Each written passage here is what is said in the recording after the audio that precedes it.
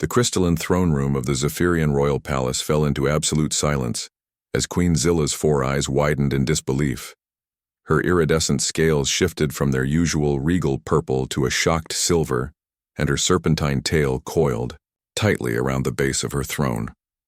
Before her stood two humans, James Reeves, a rugged terraforming engineer with calloused hands and weathered features, and Lisa Chen, a xenobiologist whose gentle demeanor had earned respect across 3 star systems. But it wasn't the humans that had stunned the queen into silence. It was her own daughter, Princess Zara, who had just rushed into the throne room and thrown her small, scaled arms around James's leg, chirping excitedly in perfect English, "Father, you came back." "Explain this," Queen Zilla hissed, her voice carrying the harmonic undertones that made the crystal walls resonate. "Why does my daughter call you father, human?" James knelt down to Zara's level, his expression soft as he gently patted her head. The 7-year-old Zephyrian princess had scales that shimmered like opals and large, curious eyes that reminded him so much of her mother's. "Hello, little star," he said quietly. "I missed you too." Lisa stepped forward, her diplomatic training evident in her measured tone. "Your Majesty, perhaps we should explain from the beginning." "Please do," the Queen said icily, though James noticed the way her gaze lingered on how naturally Zara clung to him. It had been 3 years since the Zephyrian colony ship Celestial Harmony had suffered catastrophic engine failure near the human outpost on Kepler 442c. James had been leading a terraforming survey when their sensors picked up the distress signal. Despite protocol suggesting they wait for military backup, James had convinced his small team to mount an immediate rescue operation. "The ship was breaking apart when we found it," Lisa explained to the Queen. "Structural integrity at 12% and falling. Your people were trapped in a failing life support grid." James stood, keeping one protective hand on Zara's shoulder. "We had maybe 20 minutes before total hull breach. My team worked to stabilize their ship while Lisa coordinated the evacuation. What they hadn't mentioned was how most of the rescue had fallen to James personally. While Lisa had organized the medical triage and Lisa had established communications, James had done something that still amazed the Zephyrian survivors who spoke of it.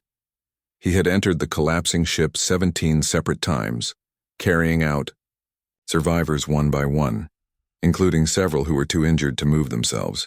Queen Zilla's scales shifted to a deeper blue, the color of contemplation among her people. "I have heard the stories of that day, but this does not explain." "I was in the nursery section," Zara piped up, her voice small but clear. "The ceiling fell down and I was scared. Really, really scared. But then Father came and sang to me while he carried me out." James's cheeks reddened slightly. She was terrified and injured. Singing seemed to calm her down. "What did you sing?"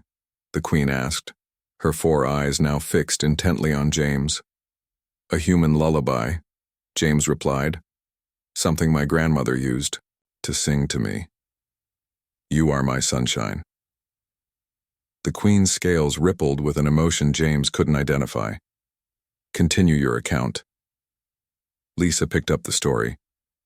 "The survivors needed extended medical care. Your people's physiology was unknown to us then, but we learned quickly. Zara had suffered severe trauma, not just physical but psychological. She wouldn't speak, wouldn't eat, wouldn't sleep. The other Zephyrian adults tried to help her," James added, "but she had developed what our psychologists call selective attachment. She would only respond to me." "So you cared for her," Queen Zilla said, and James noticed her tone had softened slightly. "We both did," Lisa said, glancing at James with obvious affection. James worked his regular shifts terraforming, then spent his off hours with Zara, teaching her English, helping her recover, making sure she felt safe. "Father taught me to play chess," Zara announced proudly, "and how to identify different star types, and he makes the best pancakes in the galaxy." Queen Zilla's scales had now shifted to a warm gold, amusement James had learned during his time with Zara. "Pancakes?" "Human food," James explained. Zara seemed to enjoy trying different Earth cuisines. It took 8 months for your diplomatic corps to arrange transport back to Zephyrian space, Lisa continued. By then, James had become the closest thing to a father figure Zara had ever known. The Queen was quiet for a long moment, studying James with new eyes. You are aware that among my people the title father is not given lightly. In our culture it indicates not just care but responsibility, protection, unconditional love. James met her gaze steadily. Your Majesty, I may not share Zara's DNA, and I may not understand all of your customs, but I know what it means to love a child. For 8 months I tucked her in every night, helped her with nightmares, celebrated her small victories, and worried about her future.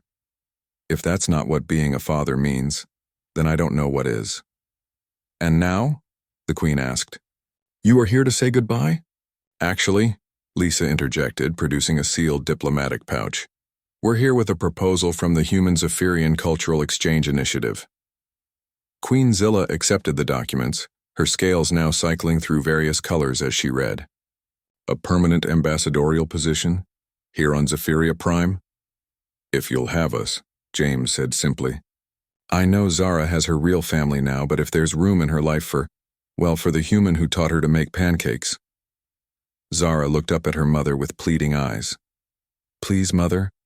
Father promised to teach me about earth music. Next. The Queen looked at her daughter, then at James and Lisa, then back at the diplomatic documents. Slowly, her scales settled into a brilliant, warm gold. James Reeves, she said formally, you have shown my daughter, and my people, what it means to be human. You have demonstrated that family is not defined by species or biology, but by love, sacrifice, and dedication. She paused, her voice becoming gentler. My daughter calls you father because that is what you are, and any human who would risk his life 17 times for strangers, then spend 8 months raising a traumatized child as his own, is welcome in my kingdom. Zara squealed with delight and hugged James tighter. You're staying. You're really staying. Forever, little star, James promised, his voice thick with emotion. Forever. Queen Zilla smiled, the first genuine smile James had seen from her. Welcome to the family, Father.